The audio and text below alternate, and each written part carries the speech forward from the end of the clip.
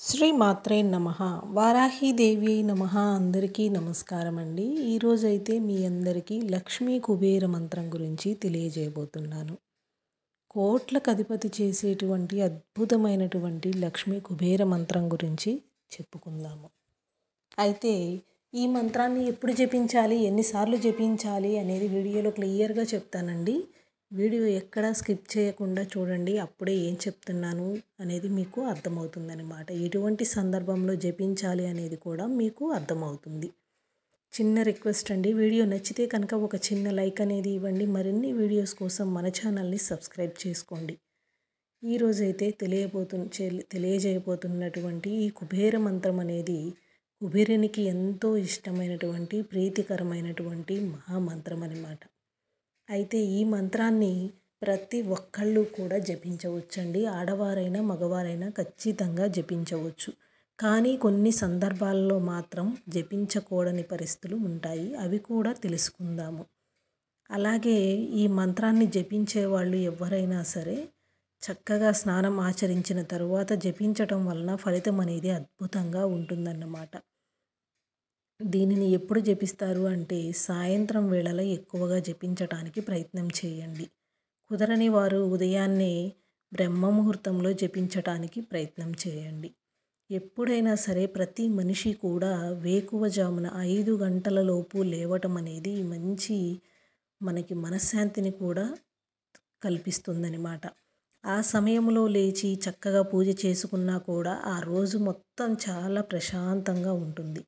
అలా ఉదయాన్నే లేచి పూజ చేసుకునే వాళ్ళైతే ఉదయం పూట జపించవచ్చండి. లేదు అనుకున్న వాళ్ళు సంధ్యా సమయంలో పూజ చేసుకున్న తర్వాత అయినా జపించవచ్చు. దీనిని ఆడవారైనా మగవారైనా నాన్ వెజ్ తిన్నప్పుడు అస్సలు జపించకండి. తరువాత మాత్రమే జపించండి, స్నానం ఆచరించిన తరువాత.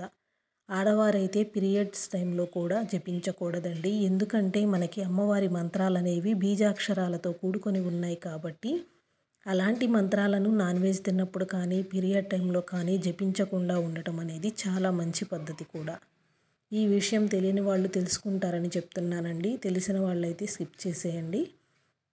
అయితే మీరు ఈ మంత్రాన్ని కంటిన్యూస్గా ప్రతిరోజు కూడా జపించవచ్చు. కానీ ఈ రోజు పెట్టడానికి వీడియో కారణం ఏమిటంటే మనం ప్రతిరోజు చెప్పుకునేటువంటి వారాహి అమ్మవారి మంత్రాలు అమ్మవారికి ఇష్టమైన తిథులు మంగళవారం, శుక్రవారం. అలాంటి శుక్రవారం రోజున అమ్మవారి మంత్రం చెప్పుకోవటం అనేది ఇంకా మంచి ఫలితాలు అనేది ఇస్తుంది. ఇలాంటి లక్ష్మీ కుబేర మంత్రాన్ని అమ్మవారికి ఇష్టమైనటువంటి శుక్రవారం రోజున జపించటం ఇంకా అద్భుతాన్ని, కోట్లకి అధిపతిని చేస్తుందన్నమాట. ఈ మంత్రాన్ని మీరు జపించాలి అనుకుంటే కనుక ఖచ్చితంగా 108 సార్లు అయితే జపించండి. అస్సలు మిస్ అవ్వద్దండి. లేదు మేము అన్నిసార్లు జపించలేము, మాకు చెప్పుకోవడానికి రావట్లేదు, కష్టంగా ఉంది అనుకున్న వాళ్ళు ఎవరైనా సరే ముందుగా ఒక బుక్ పెట్టుకోమని ఇంతకుముందు వీడియోల్లో చెప్పుకొని ఉన్నామండి. ఆ బుక్ పైన 108 సార్లు రాయటానికి ప్రయత్నించండి. చదివినా రాసిన ఫలితం అనేది ఎప్పుడూ కూడా ఒకేలాగా ఉంటుంది కాబట్టి చదవటానికి కష్టంగా ఉంది అనుకున్న వాళ్ళు రాయటానికి ప్రయత్నం చేయండి. మంచి ఫలితాలు అనేది వస్తాయన్నమాట.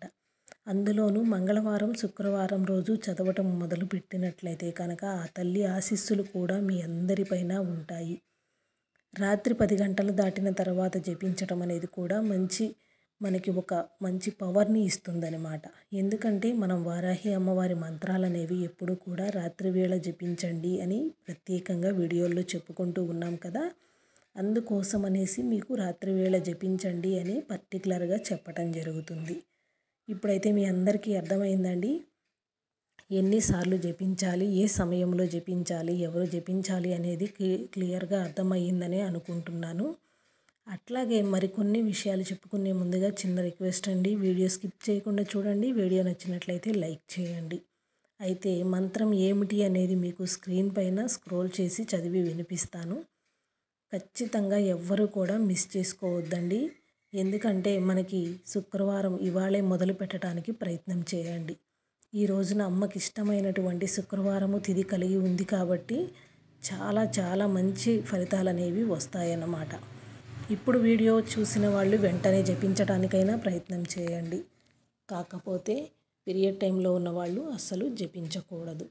మంత్రం అనేది స్క్రీన్ పైన స్క్రోల్ చేస్తున్నాను, గమనించండి.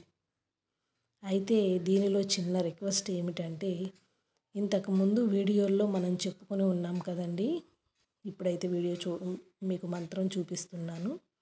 ఓం హ్రీం శ్రీం క్లీం కుబేరాయ అష్టలక్ష్మీ మమ గృహే ధనం పురయ నమః. విన్నారు కదండి మంత్రాన్ని. అయితే ఇంతకుముందు వీడియోలో చెప్పుకున్న విధంగా ఎప్పుడూ కూడా మంత్రాలు అనేది జపించేటప్పుడు పీస్ ఆఫ్ మైండ్తో ప్రశాంతంగా కూర్చొని జపించడానికి ప్రయత్నం చేయండి. అప్పుడే మీకు దాని యొక్క తాత్పర్యం అనేది అర్థమవుతుందన్నమాట. మీరు చదివే దాని యొక్క అర్థం అనేది మీకు అర్థమైనప్పుడే మీరు ఇంకా చక్కగా చదవగలుగుతారు.